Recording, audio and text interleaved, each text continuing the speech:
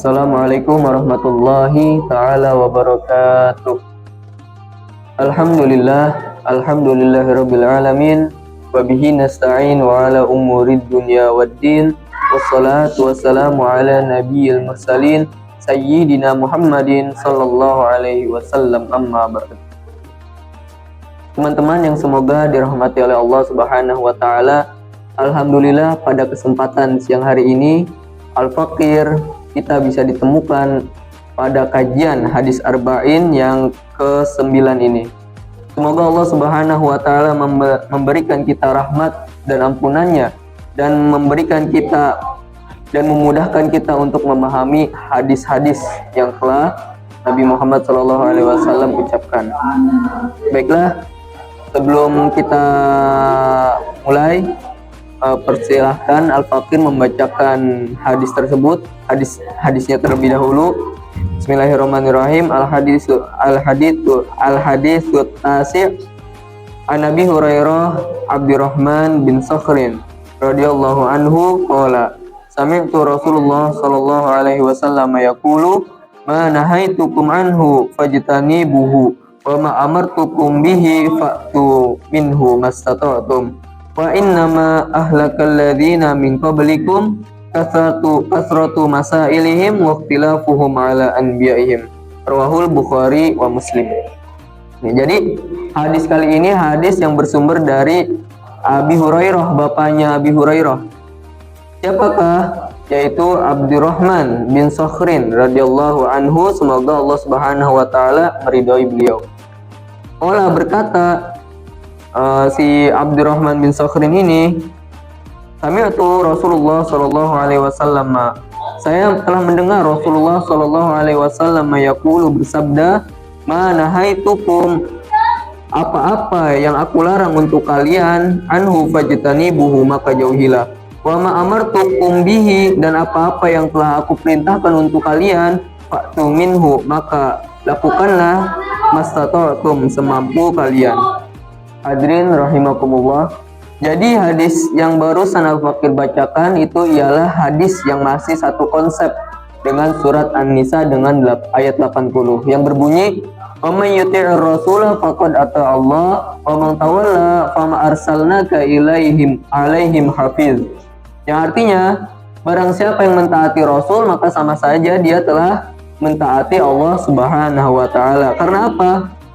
Karena para ulama mufassirin membagi ketaatan kepada Rasul dengan menjadi dua. Yang pertama yaitu imtithalu ma amara bihi, dan yang kedua ialah wajtinabu ma naha anhu. Yang pertama ialah mencontohkan apa-apa yang diperintahkan oleh Rasul, dan yang kedua ialah menjauhi apa-apa yang dilarang oleh Rasulullah SAW. Nah, jadi apa-apa yang dilarang dan yang diperintahkan oleh Rasul ini bukan bersumber dari wahyu, dari Al-Quran yang diwahyukan kepada Nabi Muhammad. Karena apa? Karena Nabi Muhammad SAW tidak berbicara menggunakan hawa nafsu, la yantiqu anil hawa in huwa illa wahyu yuha, tetapi beliau berbicara berdasarkan wahyu yuha, wahyu yang diwahyukan kepada beliau. Jadi misalkan Nabi Muhammad SAW memerintahkan kita untuk berbuat zakat, memerintahkan kita untuk sholat, memerintahkan kita untuk puasa, itu tidak bukan ialah ucapan yang keluar dari hasil wahyu yang diwahyukan kepada beliau. Jadi bukan hasil pemikiran hawa nafsu, tetapi ucapan beliau itu berasal dari wahyu seluruhnya, termasuk perintah-perintah untuk menjalankan agama Islam. Nah, jadi seperti itu. Dan ketika Rasulullah SAW memerintahkan kita ati'ullah wa ati'ur rasul wa ulul amri, taatilah Allah dan taati Rasulnya dan seluruh pemimpin-pemimpin umat Islam, kita harus melakukan apa yang diperintahkan oleh Rasul, termasuk kita menuruti apa-apa yang diperintahkan oleh pemimpin-pemimpinnya umat Islam. Seperti pemimpin umat Islam seperti para ustaz, para ulama, para habaib, para kiai, itu ialah para pemimpinnya umat Islam.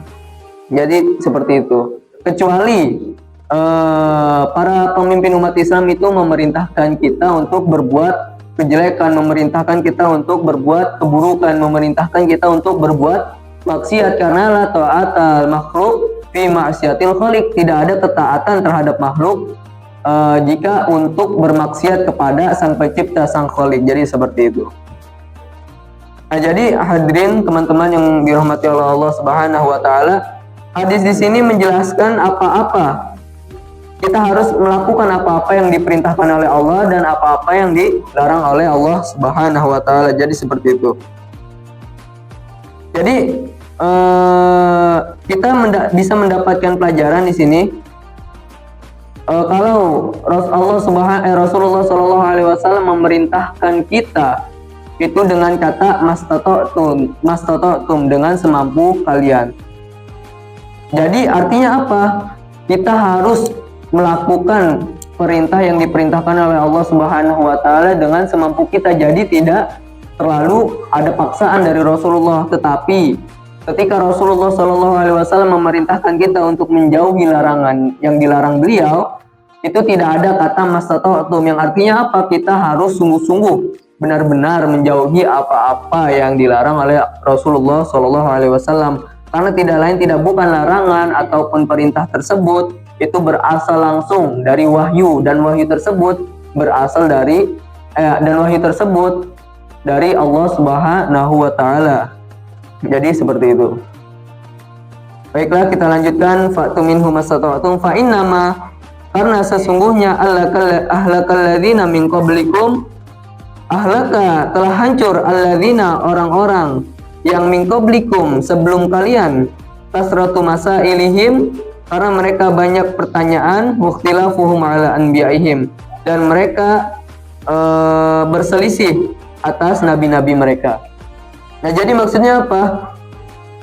Jadi kalau kita tidak mentaati apa yang diperintahkan oleh nabi kita, kita tidak menjauhi apa yang dilarang oleh kita, jangan sampai kita menjadi hancur seperti kaum-kaum sebelum kita. Jadi kaum-kaum sebelum kita di sini bersifat umum. Jadi entah itu bisa kaum Nabi Nuh, entah itu bisa kaumnya Nabi Lut, entah itu bisa kaum nabi-nabi sebelum Nabi Muhammad ke atas. Jadi seperti itu, agar kita dijauhkan dari kehancuran tersebut, seperti Nabi Nuh dengan banjir bahnya. Lalu apalagi seperti Nabi Lut dengan bencana yang menimpa orang-orang yang berhubungan bebas. Jadi seperti itu. Waqtilafuhum ala anbiyaihim, dan perselisihan atas nabi-nabi mereka. Nah, jadi pada zaman dahulu itu banyak sekali perselisihan atas nabi-nabi mereka. Karena sebelum Nabi Muhammad juga terdapat beberapa nabi sebelum Nabi Muhammad yang dimana kaumnya mereka itu banyak berselisih, seperti contoh kaumnya Nabi Musa yang berselisih dengan Nabi Musa ataupun dengan Nabi Harun tersebut. Jadi seperti itu.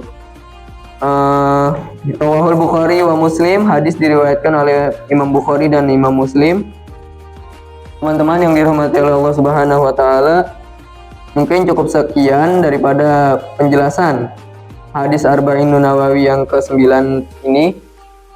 Saya harapkan para jamaah kita bisa dipertemukan lagi dengan kajian hadis kitab ini pada kajian hadis yang ke-10.